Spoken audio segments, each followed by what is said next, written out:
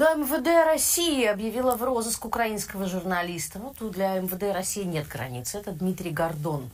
Ранее Следственный комитет возбудил уголовные дела в отношении украинского журналиста по статьям о публичных призывах к развязыванию агрессивной войны, действиях, направленных в возбуждение ненависти либо вражды по признакам национальности, а также о публичном распространении фейков о действиях вооруженных сил РФ. А Росфинмониторинг тоже не остался в стороне. Он заодно внес Дмитрия Гордона в список экстремистов и террористов. С нами на связи журналист Дмитрий Гордон. Дмитрий, здравствуйте. Здравствуйте. Скажите, пожалуйста, я понимаю, что, наверное, для вас это все чистые слова, вот все эти списки экстремистов, террористов, действия Следственного комитета. Но как вы считаете, почему они так внимательно относятся к вашей деятельности?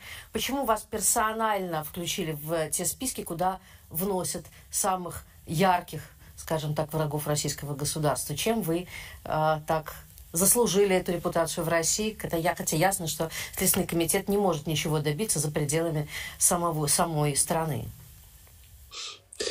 Много лет я последовательно борюсь против кремлевской банды во главе с главным фашистом фашистского государства Владимиром Путиным. С 2014 года, когда Россия пришла на территорию моей страны, аннексировала Крым, оккупировала Донбасс, посеяла смерть вокруг, я последовательно, повторяю, борюсь против этого фашистского государства. Поскольку мои возможности очень велики, медиа-возможности, на моих платформах от Ютуба до Инстаграма, Телеграм, сайт и так далее, ТикТок, более 10 миллионов подписчиков. И смотрят контент, который я делаю, огромное количество людей во всем русскоязычном мире, и в России в том числе. Миллионы людей. И, конечно, это представляет опасность для этой уже покрывшейся тиной системы. Поэтому они внесли меня куда хотели, туда и внесли. Я чихать на них хотел, честно говоря, и пусть поцелуют меня в задницу. Что касается, они меня в розыск объявили, я с таким же успехом объявляю в розыск МВД России. Они сегодня заочный арест там объявили мне. Пусть арестовывают заочно. Что я могу сказать? Больные люди. Конец их скоро, он уже виден. То, что они натворили, то, как они противопоставили себя всему цивилизованному миру, то количество смертей, которое благодаря, в кавычках, политике Путина происходит не только среди украинцев, но и среди россиян, рано или поздно им аукнется. Они все будут отвечать перед законом, начиная от Путина, заканчивая Соловьевым. Дмитрий, мы все задавались этим вопросом себе, на самом деле, когда началась война. Все те, кто каким-то образом боролись за свободу, за какую-то адекватную власть и нормальные перспективы, все мы поняли, что мы как-то, видимо, неэффективно боролись. Вы себе не задавались этим вопросом? Вот вы говорите, с 2014 года я планомерно борюсь, прилагаю большие усилия, у меня была большая очень платформа, много зрителей. А где как вы ощущаете результаты вашей борьбы, если все так плохо сейчас? А что плохо? Плохо? Давайте Война. расшифруем, что плохо. Война — это отвратительно, убийство — отвратительно. Но есть и положительные стороны. Даже в плохом я всегда пытаюсь найти что-то хорошее. Путин объединил Украину. У нас больше нет левого берега, правого, запада, востока. У нас нет русского языка, украинского. Нет, есть единая нация, украинцы. Есть единая любовь к своей стране. Никогда такого не было. И независимость, которая свалилась на нас, как манна небесная в 1991 году вследствие Беловежского соглашения, она была неосознанная, и, видимо, надо было пролить кровь за нее, за то, чтобы осознать эту независимость, за то, чтобы ее почувствовать. Мы объединены сегодня ненавистью к России, ненавистью к Кремлю, к Путину. Единственное, что плохо, что я не ожидал, что в России так много рабов. Я не ожидал, что отмена крепостного права в 1861 году фактически во многих головах не произошла. Я не ожидал, что отрицательная селекция, которая проводилась с российским народом в течение долгих лет, от Ленина и до Путина, она так сработает. Я не ожидал, что можно так засрать мозги россиянам этой кондовой, тупой пропагандой. Ну вот это я не ожидал. Знаете, я вот, например, не верю социологическим измерениям, и я не верю, что это действительно такая массовая штука, о том, о чем вы говорите, вот эта вот вера и поддержка войны. Мне кажется, что все это, конечно, фикция, и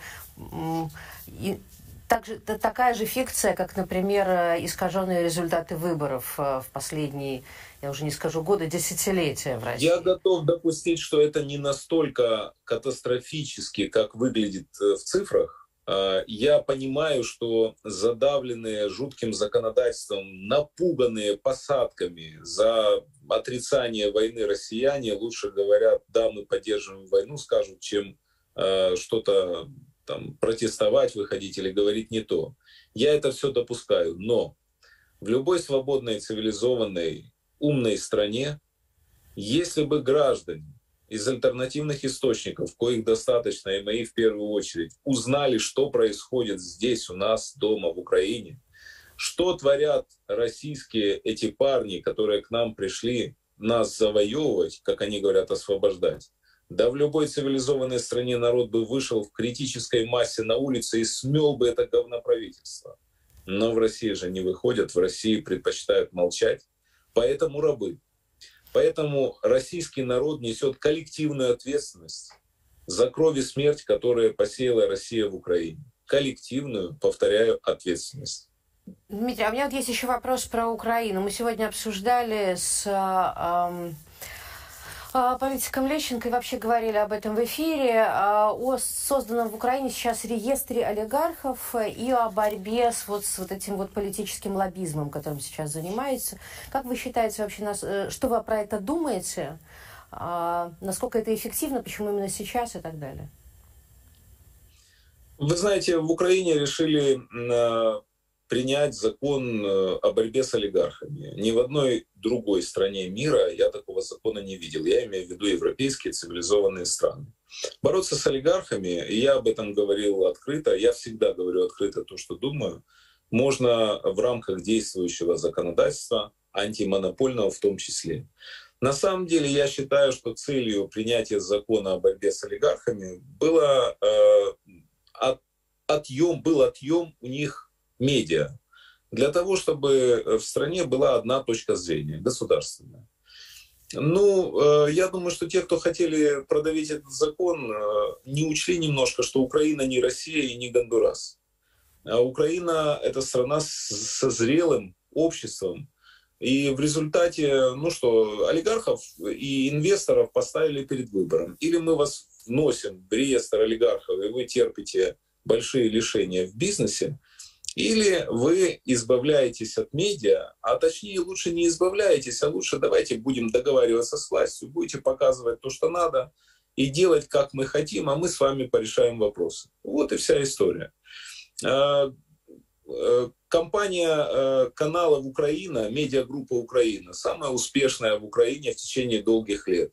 Это каналы-чемпионы. Канал Украина, Украина-24, информационный канал, каналы Футбол, 3 канала и так далее. Это каналы, которые больше всего всегда смотрели, которым больше всего доверяли, которые имели неосторожность иметь свою точку зрения, которая часто не совпадала с государственной. Ну и когда этот закон, несмотря на войну, исполнение этого закона не перенесли, олигархам сказали: да, у вас есть полгода, продавайте свои медиа. Но кто же во время войны будет покупать медиа? Однокомнатную квартиру никто не купит, потому что война. Не перенесли действие закона, и Ринат Ахметов, который вложил $1,5 миллиарда в течение долгих лет для того, чтобы вывести свои каналы в чемпионы, Ринат Ахметов просто сдал лицензии каналов государству, чтобы не попадать в реестр олигархов. вообще закон о борьбе с олигархами дискриминационный. И нормы его дискриминационные. И Венецианская комиссия его до сих пор не одобрила и не одобрит, я в этом уверен.